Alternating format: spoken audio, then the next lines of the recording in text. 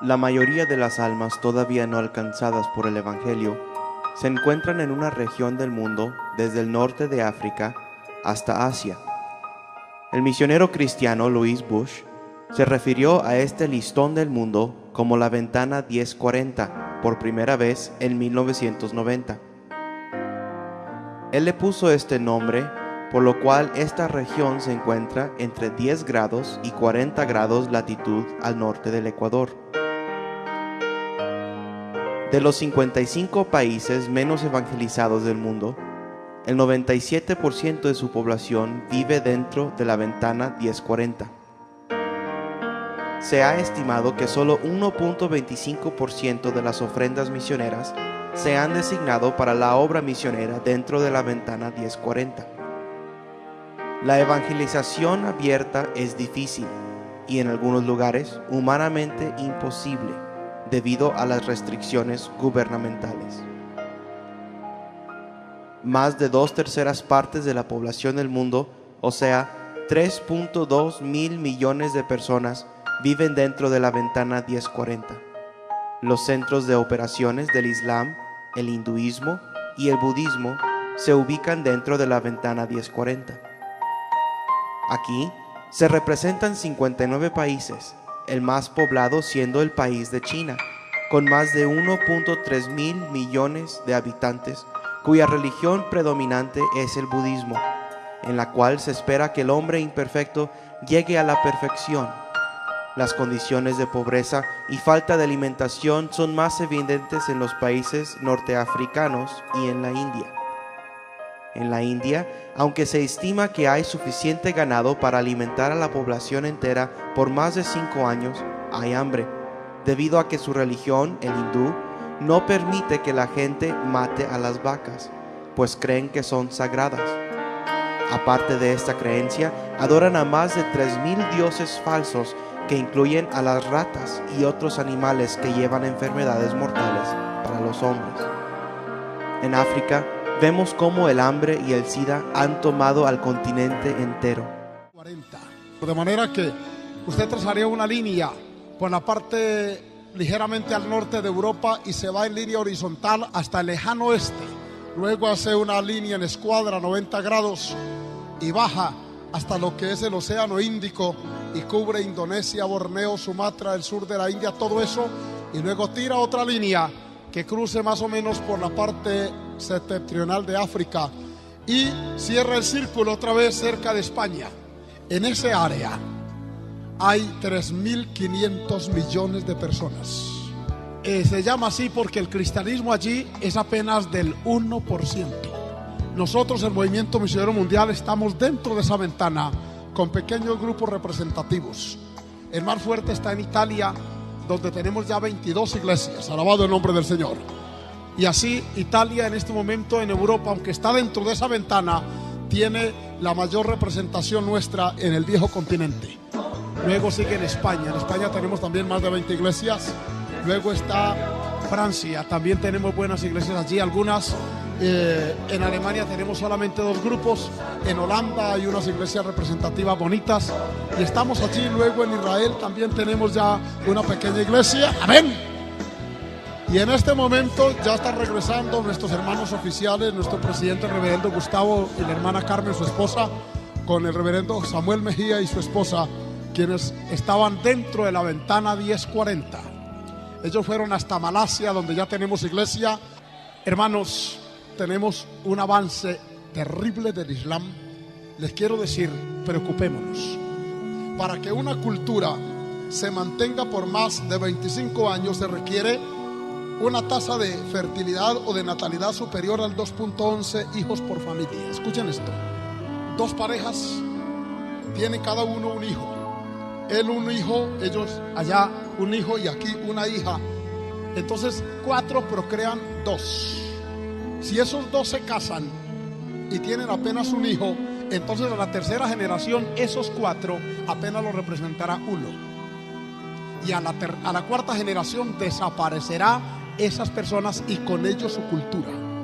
En Europa la tasa de natalidad o de fertilidad solamente es en Francia del 1.8, Inglaterra 1.6, Grecia 1.3, Alemania 1.3, Italia 1.2, España 1.1. ¿Qué quiere decir esto? Que esa gente se está acabando, que la Europa actual que conocemos y oímos en cuestión de 30 años no existirá como tal. ¿Saben quién están reemplazando la cultura europea? La migración. Y por la cercanía con Oriente están llegando musulmanes. La migración islámica está teniendo el 90% de todos los migrantes que van a Europa. En Francia, como los franceses no procrean hijos porque los consideran un problema, apenas tienen un hijo por familia, 1.8, mientras que los musulmanes tienen 8.1, totalmente a la inversa, por familia. Y esos niños los están enseñando a ser musulmanes desde pequeñitos, tienen que aprenderse el Corán. Un niño de 10 años de una familia musulmán radical se sabe el Corán ya de memoria. Y a muchos de los hijos de hermanitos nuestros, hablo de ustedes, les cuesta repetir el texto el domingo. Hay un descuido generacional. Y yo tengo la responsabilidad de tocar esta campana hoy en este culto misionero y de transmitirlos a nuestros hijos, como no lo hicieron los franceses. Y les quiero decir, Francia, Alemania, Suiza fueron cristianos primeros que nosotros. En el siglo XVI Martín Lutero fue tremendo, hermano. Todos los países de Europa Occidental se emanciparon del yugo papal y durante 3 siglos los luteranos fueron fuertes en Alemania, ya desaparecieron. En Francia fue Calvino. En Inglaterra posteriormente fue Charles Spurgeon. Hermano, esa gente produjo misioneros y produjo pastores. La agencia misionera inglesa envió misioneros por todas partes del mundo hace apenas 200 años atrás. A esa generación pertenecieron David Livingstone en África, Hudson Taylor en la China, Guillermo Carey en la India. Y toda esa gente ahora no envían misioneros, están siendo invadidos por el Islam. Escuchen más. En el sur de Francia hay más mezquitas que iglesias, y eso lo pude yo comprobar el año pasado que vi. Los minaretes, así se llama, están legislando los franceses para prohibir las burkas, porque las muchachas conservan tanto, las musulmanas, su radicalismo, que se van con la burka a la universidad. Está imponiéndose el Islam allá. Leo más. El 30% de los jóvenes menores de 20 años en Francia son musulmanes. En el 2027, 1 de cada 5 franceses será musulmán, y en 30 años Francia será una república islámica, si el Señor se tarda en venir. Los que antes fueron cristianos están en el Islam. Escuchen.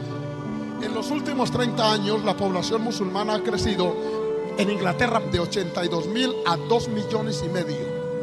Existen más de 1,000 mezquitas. Muchas de ellas eran antiguas iglesias cristianas en Europa, en ese país.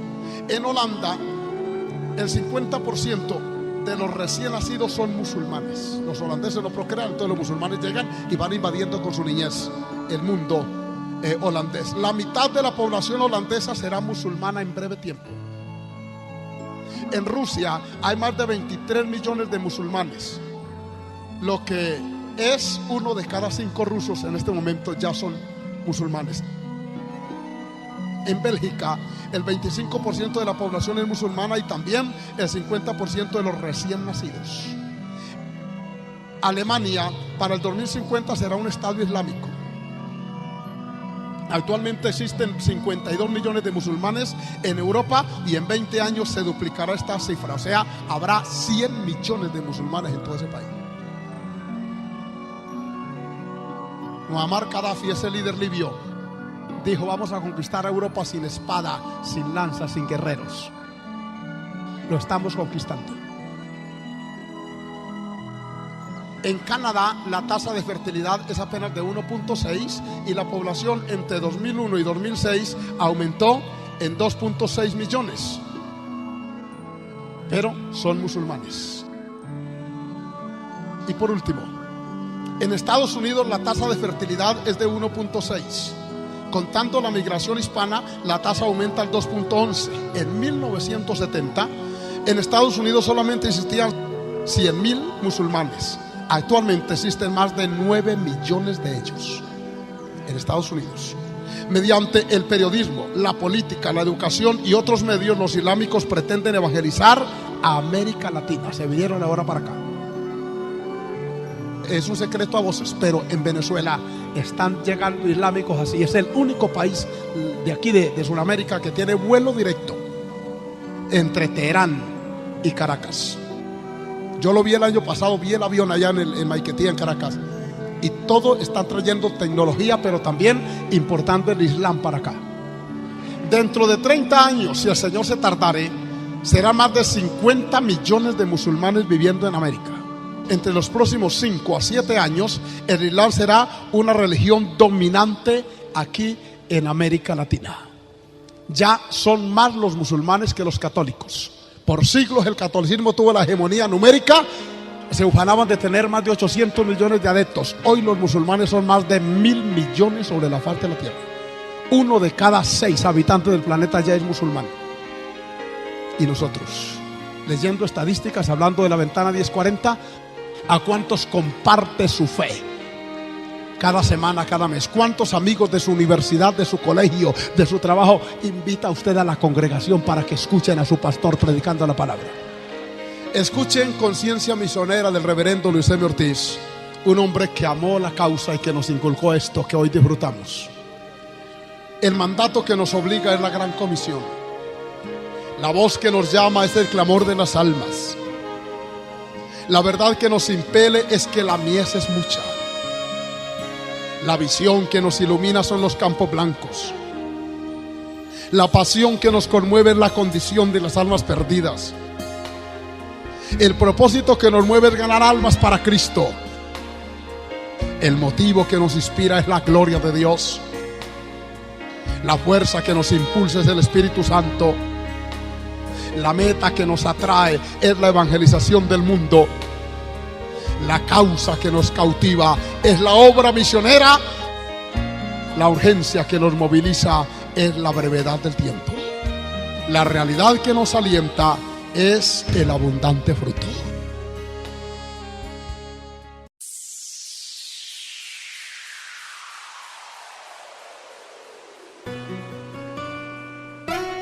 Mateo sufrió el martirio en Etiopía, murió por una herida de espada. Marcos murió en Alejandría, Egipto, después de haber sido arrastrado por caballos en las calles hasta morir.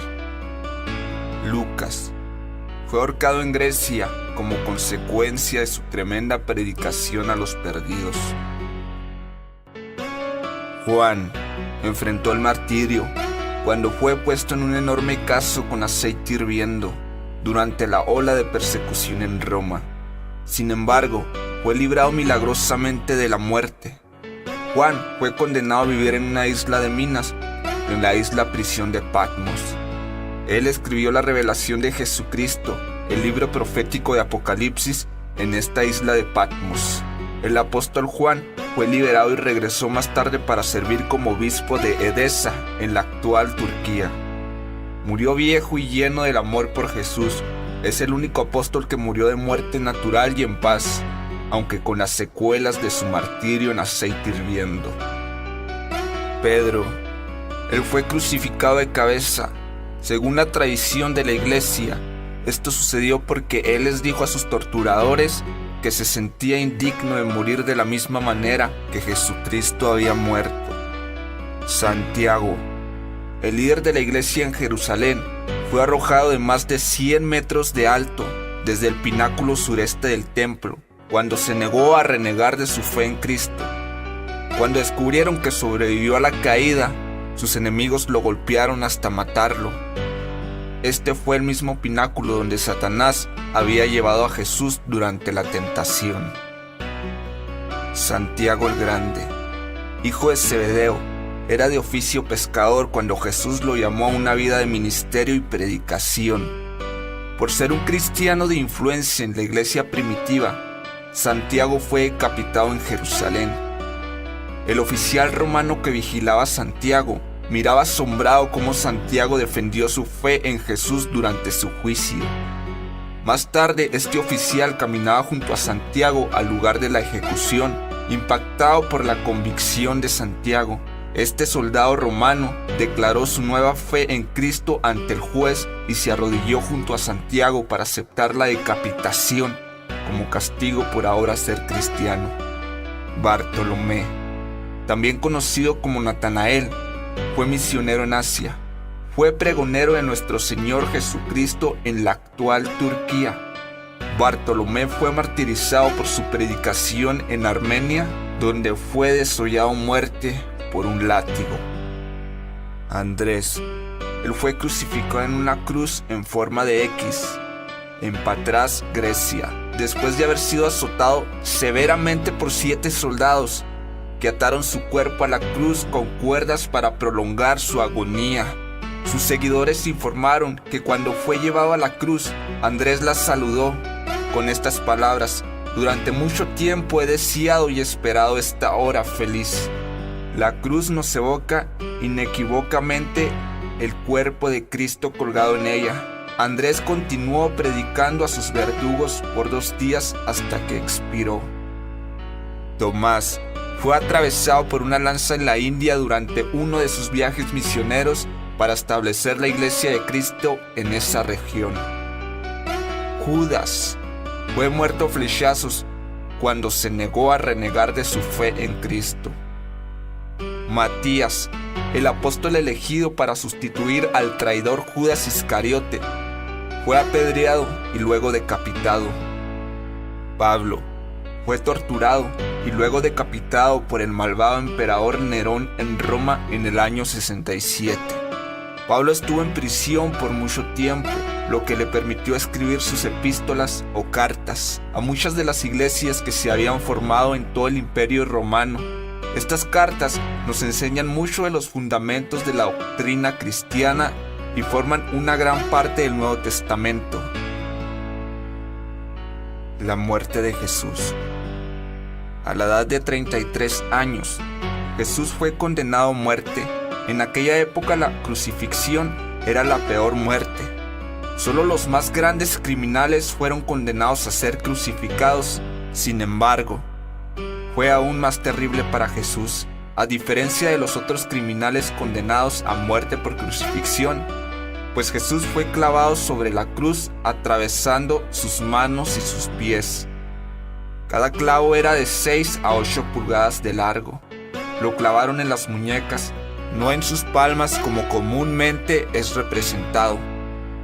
Hay un tendón en la muñeca que se extiende hacia el hombro. Los soldados romanos sabían que cuando los clavos eran martillados en la muñeca, atravesaban el tendón y lo rompían.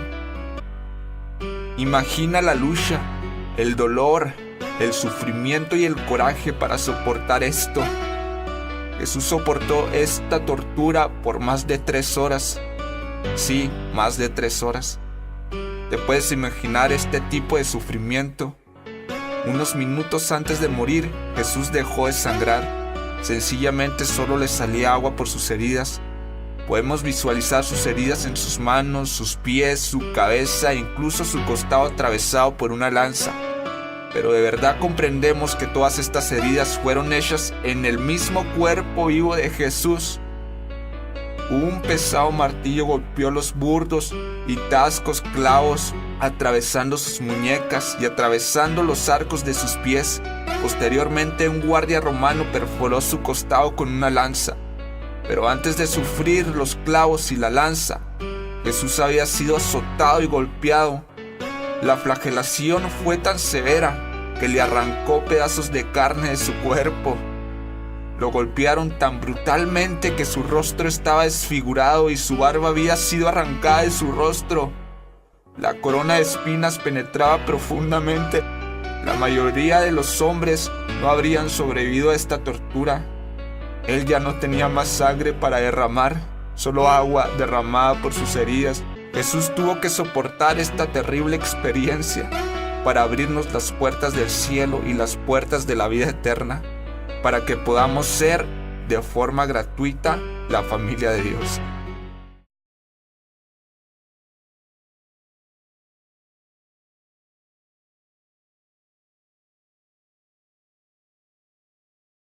Pero hoy Dios te dice: Desde el vientre de tu madre yo te escogí. Desde el vientre de tu madre yo te llamé. ¿Hasta cuándo vas a resistir? ¿Hasta cuándo vas a luchar con Dios? Ríndete a Dios. Hay ciudades que te necesitan. David Brainerd, William Carr, David Livingstone, Hudson Taylor, Luis M. Ortiz. Todos ellos tenían algo en común. Eran misioneros, íntegros, sufridos, perseguidos, comprometidos, leales, hombres de oración, fuertes en batallas, abnegados, valerosos, rechazados, amados. Ellos lo dieron todo por un llamado, por una visión, una carga, una pasión, la salvación de los perdidos. Sin embargo, a pesar del sacrificio ya realizado, hay una verdad que permanece innegable. Millones de personas mueren sin Cristo y la obra tiene que continuar.